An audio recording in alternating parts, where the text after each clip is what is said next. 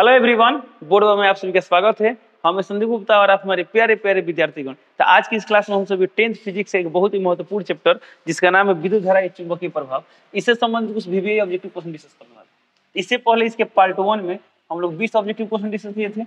आज की इस क्लास में हम टोटल 22 ऑब्जेक्टिव क्वेश्चन डिस्कस करेंगे। इस तरह का कितना क्वेश्चन हो जाएगा? टोटल 42 ऑब्जेक्टिव क्वेश्चन हो जाएगा। चलिए तो क्लास शुरू करते हैं। क्वेश्चन नंबर 1 दिया है, किसी सीधे चालक में धारा की दिशा और उससे संबद्ध चुंबकीय क्षेत्र की दिशा किस नियम से ज्ञात की जाती है? कि सीधे चालक में कोई सीधा चालक है, इसमें धारा की दिशा और इससे संबद्ध चुंबकीय क्षेत्र की दिशा किस नियम से ज्ञात की जाती है? तो मैक्सवेल के दक्षिण अंश नियम से ज्ञात की जाती है। तो ऑप्शन ए दिया फ्लेमिंग, गलत। बी भी गलत। सीधे मैक्सवेल के दक्षिण नियम से ऑप्शन नंबर सी होगा। तो क्या टिक करेंगे? ऑप्शन नंबर सी टिक करने का। अगला क्वेश्चन दिया, हालांकि ये क्वेश्चन पिछला पार्ट में मिला था, इसमें मिले थे। कुछ क्वेश्चन कॉमन हो सकते हैं। अब अगला क्वेश्चन देखिए क्या दिया है, किसी विद्युत धारावाही सीधी लंबी परिनालिका के भीतर चुंबकीय क्षेत्र होता है। सीधी लंबी परिनालिका दिया है, तो लंबी परिनालिका के अंदर एक समान चुंबकीय क्षेत्र उत्पन्न होता है। तो ऑप्शन ए दिया है शून्य होता है, चुंबकीय क्षेत्र शून्य होता है, तो ये गलत है। बी इसके सिरों की ओर जाने पर घटता है, ये भी गलत है। सिरे की ओर जाने पर बढ़ता है, ये भी गलत है। सभी बिंदुओं पर समान होता है। ऑप्शन नंबर क्या होगा? डी। तो डी टिक कर देंगे। ओके, चलिए अगला क्वेश्चन दिया है, निम्नलिखित में कौन किसी लंबे विद्युत धारावाही तार के निकट चुंबकीय क्षेत्र का सही वर्णन करता है? किसी लंबे विद्युत धारावाही तार, मानिए एक लंबा विद्युत धारावाही तार है, इसी कारण उत्पन्न चुंबकीय क्षेत्र जो होता है, चुंबकीय क्षेत्र रेखाएं जो होती है कैसी होती है? इस तरह से होता है, इसका केंद्रीय वृत्ताकार होती है, जिससे केंद्र पर क्या होता है? धारावाही तार होता है। ऑप्शन ए दिया है चुंबकीय क्षेत्र की क्षेत्र रेखाएं तार के लंबवत होती है, जो कि गलत है। चुंबकीय क्षेत्र की क्षेत्र रेखाएं तार के समांतर होती है, क्या तार के समांतर है? नहीं है, ये भी गलत है। चुंबकीय क्षेत्र की क्षेत्र रेखाएं और ये होती है, और ये इस तरह से निकलती है, रेडियल होती है इस तरह से, ये भी गलत है। डी दे चुंबकीय क्षेत्र की सकेंद्रीय क्षेत्र रेखाएं का केंद्र तार होता है। जी बिल्कुल, चुंबकीय क्षेत्र रेखाएं क्या होती है? सकेंद्रीय वृत्ताकार होती है, जो केंद्र क्या होता है? तार होता है। क्या होता है? तार होता है। तो ऑप्शन नंबर क्या होगा? डी सही है, तो डी टिक कर देंगे। ओके, चलते हैं अगला क्वेश्चन पे। चलिए देखते हैं क्वेश्चन नंबर 4। क्वेश्चन नंबर 4 दिया है, चुंबक बनाने के लिए प्रायः किस पदार्थ के छड़ का व्यवहार किया जाता है? ओके, अब ध्यान, यहाँ पर दिया है चुंबक बनाने के लिए। तो हम लोग पढ़े थे लोग, जब अस्थायी चुंबक की बात होती है तो अस्थायी चुंबक बनाने के लिए हम किसका उपयोग करते हैं? इस्पात का उपयोग करते हैं। अस्थायी चुंबक के लिए इस्पात का उपयोग करते हैं लोग।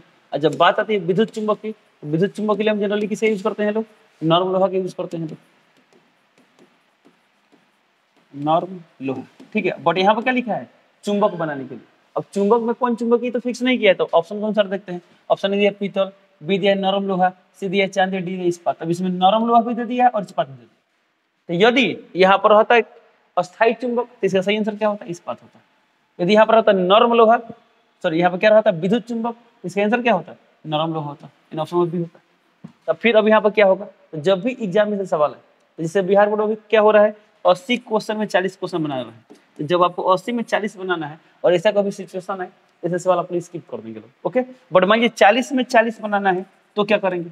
तब आपको इन दोनों में कोई भी टिक करे, आपको नंबर मिल जाएगा। जैसे बिहार बोर्ड के अंदर जब आंसर की जारी करता है ना, तो ऐसे क्वेश्चन पर क्या करेगा? वो ऑप्शन नंबर बी भी सही कर देगा और डी भी सही कर देगा। बट आपको सुनना नहीं, इसमें हम कोई एक ही टिक करेंगे। तो सबसे अधिक अप्रोप्रिएट ऑप्शन कौन दिख रहा है, ये आप सोचिए। तो यहाँ पर चुंबक, तो जब चुंबक का नाम सुनता है आपको दिमाग में क्या आता है? देखते हैं जो छोटा छोटा बच्चा खेलता है, लोग बोलते हैं चुंबक से खेल रहे हैं, तो वो दिमाग में आता है। तो वो अस्थायी चुंबक होता है, विद्युत चुंबक होता है, वो अस्थायी चुंबक होता है। और अस्थायी चुंबक बनाने के लिए हम क्या यूज करते हैं? इस्पात। आप इस्पात टिक कर सकते हैं।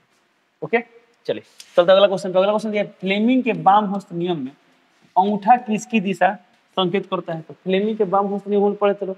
फ्लेमिंग के वाम हस्त नियम के अनुसार क्या करते हैं लोग? अपने बाएं हाथ की 3 अंगुलियां मध्यमा, तर्जनी और अंगूठा को परस्पर लंबवत इस प्रकार फैलाते हैं कि मध्यमा धारा की दिशा बताता है, तर्जनी चुंबकीय क्षेत्र की दिशा बताता है, तो अंगूठा किसी दिशा बताता है?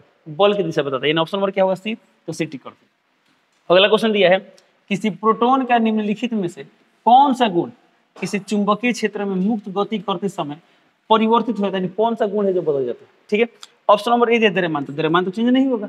बी दिया है 4। अब बताते हैं आपको, जब कोई आवेशित कण, प्रोटॉन ही क्या, कोई भी आवेशित कण हो, चुंबकीय क्षेत्र में गति करता है ना, तो उस पर चुंबकीय बल लगता है। कब? जब आवेशित कण क्या हो, 0 डिग्री 180 डिग्री के अलावा अन्य कोण पर गति करे तब।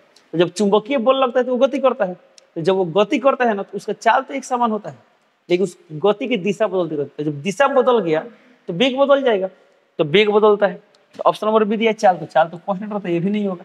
वेग, जी बिल्कुल वेग बदलता है, यानी ऑप्शन नंबर क्या होगा? सी। डी देखते हैं, तो डी दिया संवेग, तो जब वेग बदला तो संवेग बदलेगी। हम लोग जानते हैं वेग भी सदिश राशि है, संवेग भी सदिश राशि है। संवेग का फॉर्मूला क्या होता है? द्रव्यमान इंटू वेग। जब वेग बदल गया तो संवेग वही, ऑप्शन नंबर क्या होगा? डी होगा। यानी इसका ऑप्शन नंबर सी भी सही है, ऑप्शन नंबर डी भी सही है। ओके, चलिए अगला क्वेश्चन देखते हैं। अगला क्वेश्चन दिया है विद्युत चुंबकीय प्रेरण की खोज किसने किया था?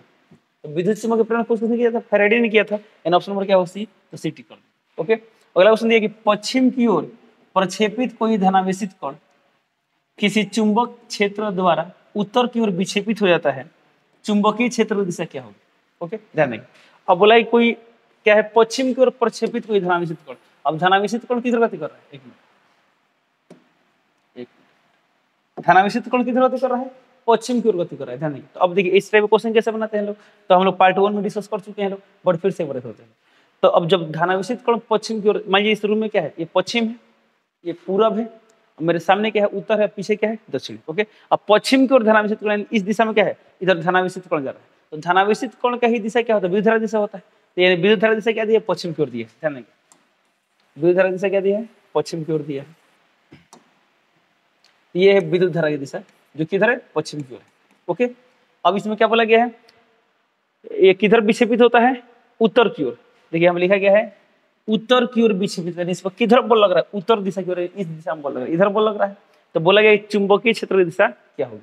तो फ्लेमिंग के बामहस्त नियम के अनुसार अपने बाएं हाथ जो 3 उंगलियां है परस्पर लंबवत फैलाते हैं और किसको किस दिशा में रखते हैं? तो विद्युत धारा दिशा में किसको रखेंगे? मध्यमा को रखेंगे। देखिए तो मध्यमा धारा दिशा में आ गया। अब अंगूठा किधर रखना? अंगूठा किधर रखना? अंगूठा उत्तर की ओर, तो उत्तर इधर है, इसको इधर घुमा देंगे। देखिए घुमा दिया, तो इधर है धारा की दिशा आ गया, इधर क्या आ गया? बल की दिशा आ गया। तो ये जो तर्जनी है, तर्जनी किधर है? ऊपर। तो तर्जनी चुंबकीय क्षेत्र की दिशा बताएगा। यानी इसमें चुंबकीय क्षेत्र किधर होगा? ऊपर की ओर होगा। ऊपर होगा चुंबकीय क्षेत्र। चलिए ऑप्शन देखते हैं। तो ऑप्शन नंबर ए क्या दिया है? दक्षिण की ओर गलत है। बी दिया पूर्व की ओर गलत है। सी दिया अधोमुखी, अधोमुखी माने नीचे की ओर होता है, ये भी गलत है, डाउनवर्ड होता है। डी दिया अपवर्ड एंड ऊपरी मुखी, यानी ऑप्शन नंबर क्या होगा? डी एंड ऊपर की ओर होगा। ओके, चलिए चलते हैं अगला क्वेश्चन पे। अगला क्वेश्चन दिया है विद्युत चुंबकीय प्रेरण की परिघटना। ऑप्शन नंबर ए दिया है किसी वस्तु को आवेशित करने की प्रक्रिया है, गलत है। किसी कुंडली में विद्युत धारा प्रवाहित होने के कारण चुंबकीय प्रेरण उत्पन्न करने की प्रक्रिया भी गलत है। सी दिया है कुंडली तथा चुंबक के बीच आपेक्षिक गति के कारण कुंडली में प्रेरित विद्युत धारा उत्पन्न कर दे। जी बिल्कुल, ऑप्शन नंबर सी होगा। हम लोग पढ़ते हैं विद्युत चुंबकीय प्रेरण में क्या होता है? जब किसी कुंडली से संबद्ध चुंबकीय फ्लक्स में परिवर्तन होता है, उसमें विद्युत धारा प्रेरित होती है। ये बात पढ़े थे लोग। अब फिर चुंबकीय फ्लक्स में बदलाव कैसे कर सकते हैं लोग? उसमें हम लोग बहुत सारा तरीका पढ़े थे, उसमें एक ये भी था, कुंडली और चुंबक के बीच आपेक्षिक गति करा दे। ओके, अगला क्वेश्चन दिया विद्युत धारा उत्पन्न करने की युक्ति को क्या कहते हैं? ऑप्शन नंबर ए दिया जनरेटर। जनरेटर का काम क्या होता है? विद्युत धारा उत्पन्न करना होता है। ऑप्शन नंबर क्या होगा? ए। तो ए टिक कर। हालांकि जब आप एग्जाम में ऑप्शन टिक करेंगे ना, चारों ऑप्शन पढ़ने के बाद तब जाके जो आपको ऑप्शन टिक करना है टिक करेंगे। अगला क्वेश्चन दिया वास्तव में विद्युत जनित्र, वास्तव में विद्युत जनित्र। ऑप्शन ए दिया है विद्युत आवेश के किसी स्रोत कार्य करता है, नहीं। बी दिया उसमें ऊर्जा का स्रोत कार्य करता है। सी दिया विद्युत चुंबक की तरह कार्य करता है। डी दिया ऊर्जा के परिवर्तक की तरह कार्य करता है। इतना तो बात आप जानते हैं ना कि विद्युत जनित्र क्या होता है? यांत्रिक ऊर्जा को विद्युत ऊर्जा में बदलते हैं, ऊर्जा को बदल रहा है। तो आप इसको ऑप्शन नंबर डी को टिक कर सकते हैं कि ऊर्जा के परिवर्तक की तरह क्या करता है? कार्य करता है। अगला क्वेश्चन दिया है विद्युत जनित्र का सिद्धांत आधारित है। तो हम लोग पढ़े थे विद्युत जनित्र किस सिद्धांत पर काम करता है? विद्युत चुंबकीय प्रेरण के सिद्धांत पर काम करता है। तो ऑप्शन ए दिया धारा का उसमें प्रभाव, गलत। बी दिया विद्युत चुंबकीय प्रेरण, विद्युत चुंबकीय प्रेरण, जी ऑप्शन नंबर क्या होगा? बी होगा। तो बी टिक है। ओके, चलिए चलते हैं अगला क्वेश्चन पे। अगला क्वेश्चन दिया किसी एसी जनित्र तथा डीसी जनित्र में एक मूलभूत अंतर क्या है? तो हम जब पढ़े थे एसी जनित्र डीसी जनित्र, उसमें मूलभूत अंतर कहाँ पर था? बनावट में था। तो क्या था? एसी जनित्र में क्या होता है? पूर्ण गोलाई का इस्तेमाल किया जाता है, और डीसी जनित्र में क्या होता है? 2 अर्ध गोलाई का इस्तेमाल किया जाता है। ठीक है, तो इसमें देखिए तो ऑप्शन नंबर डी देखिए तो क्या दिया है? एसी जनित्र में सर्पी गोलाई होते हैं, जबकि डीसी जनित्र में दिक् परिवर्तक होते हैं। जी बिल्कुल, ऑप्शन नंबर क्या होगा? डी होगा। क्या टिक करेंगे? बी टिक करेंगे। ये दिक् परिवर्तक की तरह ही ना कार्य करता था। अगला क्वेश्चन दिया है हमारे मकानों में जो विद्युत आपूर्ति की जाती है वो होती है, तो क्या होता है? 220 वोल्ट पर प्रतिवर्ती धारा होता है। तो ऑप्शन ए ऑप्शन बी गलत। सी और डी में दिया 220 वोल्ट, तो सी में दिया दिष्ट धारा, तो ये नहीं होगा। ऑप्शन नंबर डी होगा। तो क्या होगा? 220 वोल्ट पर प्रतिवर्ती धारा। अगला क्वेश्चन दिया है तांबे की तार की एक आयताकार कुंडली किसी चुंबकीय क्षेत्र में घूर्णी गति कर रहा है। ओके, इस कुंडली में प्रेरित विद्युत धारा की दिशा कितने परिभ्रमण के पश्चात परिवर्तित होता है? तो जब विद्युत जनित्र क्रिया विधि पढ़े होंगे उसमें आपको मिला होगा कि जो आर्मेचर था, आर्मेचर जैसे ये आधा चक्र लगाता है इसमें धारा की दिशा क्या होती है, बदल जाती है। ओके, तो इसका ऑप्शन नंबर क्या होगा, ऑप्शन नंबर होगा सी, तो सिटी कॉलम, यानी आधे चक्र के बाद क्या होता है, उसमें धारा की दिशा बदलती है। चलिए चलते हैं अगला क्वेश्चन पे। अगला क्वेश्चन ये, लघुपथन के समय परिपथ में विद्युत धारा का मान अचानक से बढ़ जाता है। तो लघुपथन के समय क्या होता है, प्रतिरोध का मान घटता है, जब प्रतिरोध का मान घटेगा तो धारा का मान क्या होगा, बढ़ेगा। तो ऑप्शन ए दिया है, बहुत कम हो जाता है। किसका मान, विद्युत धारा का मान, तो जो गलत है। परिवर्तित तो नहीं होता, ये भी गलत है। बहुत अधिक बढ़ेगा, जी ऑप्शन नंबर सी होगा, सिटी करेंगे, सिटी करेंगे।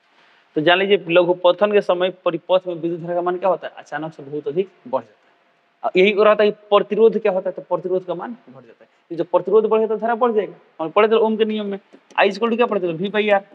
जब R का मान घटेगा तो I का मान क्या होगा, बढ़ेगा, सिंपल सी बात है। अगला क्वेश्चन दिया है, घरेलू उपयोग के लिए विद्युत की आपूर्ति होती है।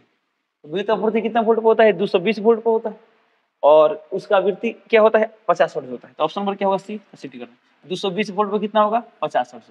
220 वोल्ट 50 हर्ट्ज। ओके, अगला क्वेश्चन दिया है, घरेलू वायरिंग में 3 तार होते हैं, गर्म यानी जिसे हम लोग बोलते हैं विद्युतमय तार, विद्युन्मय तार, ठंडा इसे हम लोग बोलते हैं उदासीन तार, एगो अर्थ यानी अर्थिंग होता है, इसे हम लोग बोलते हैं भू संपर्कित तार यानी भू योजित तार। जो भी इन तारों का रंग क्या होता है, तो अब बताइए, गर्म तार का रंग कैसा होता है, लाल होता है, और इसमें बोला कि इन तारों का रंग होता है क्रमशः। तो पहला लाल तो यहाँ पर दिया हरा, तो ये तो होगा नहीं, यहाँ दिया काला, ये भी नहीं होगा, यहाँ दिया लाल तो ये हो सकता है, यहाँ दिया काला तो नहीं, यानी ऑप्शन नंबर क्या होगा, सिटी। अन्य देखने की जरूरत भी नहीं पड़ी, बट देख लेते हैं लोग। ठंडा कैसा होता है, तो ठंडा होता है काला, देखिए यहाँ पर काला दिया है। और अर्थिंग कैसा होता है, हरा होता है, यहाँ पर दिया हरा। ठीक है, तो ऑप्शन नंबर क्या होगा, सी, सिटी। अगला क्वेश्चन दिया, स्विच लगाए जाते हैं, स्विच लगाए जाते हैं, ऑप्शन दिया ठंडा तार में, गलत।